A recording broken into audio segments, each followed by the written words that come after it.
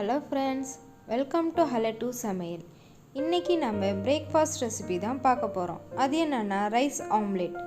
வாங்க எப்படி செய்கிறதுன்னு பார்க்கலாம். முதல்ல ஒரு பவுலில் 1/2 கப் சாதம் எடுத்துக்கோங்க. நான் நேற்று நைட்டு வச்சுருந்த சாதம் தான் எடுத்துக்கிட்டேன். ஒரு மீடியம் சைஸில் பெரிய வெங்காயம் சின்ன சின்னதாக கட் பண்ணிக்கோங்க. துருவே கேரட் பாதி எடுத்துக்கோங்க. ஒரு பச்சை மிளகாய், 1/2 ஸ்பூன் மிளகாத்தூள், 1/4 ஸ்பூன் மஞ்சத்தூள் சேர்த்திக்கோங்க. கொத்தமல்லியும் கொஞ்சம் சேர்த்திக்கோங்க. அப்புறம் தேவையான அளவு உப்பு சேர்த்திக்கோங்க. இப்போ நல்லா மிக்ஸ் பண்ணிவிட்டு முட்டையை சேர்த்திக்கோங்க. நான் 4 முட்டை சேர்த்திருக்கேன்.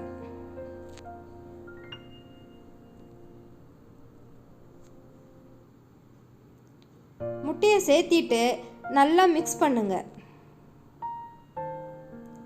இப்போ நம்ம மிக்சர் ரெடி ஆயிடுச்சு. இப்போது தவாவில் ஆம்லேட்க்கு தேவையான அளவு எண்ணெயை சேர்த்திக்கோங்க. எண்ணெய் நல்லா சூடானதும் இப்போது ஆம்லேட் போடலாம். நான் சின்ன சின்னதாக போட்டிருக்கேன்.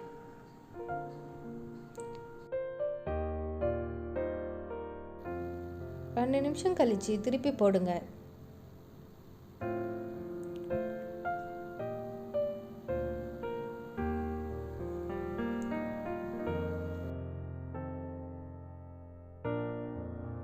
இப்போது நம்ம செஞ்ச ரைஸ் ஆம்லேட் ரெடி ஆகிடுச்சு.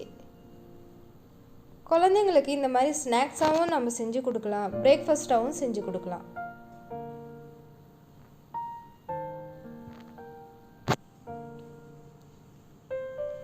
நான் அதே மாதிரி இன்னும் கொஞ்சம் பெருசாக போட்டிருக்கேன்.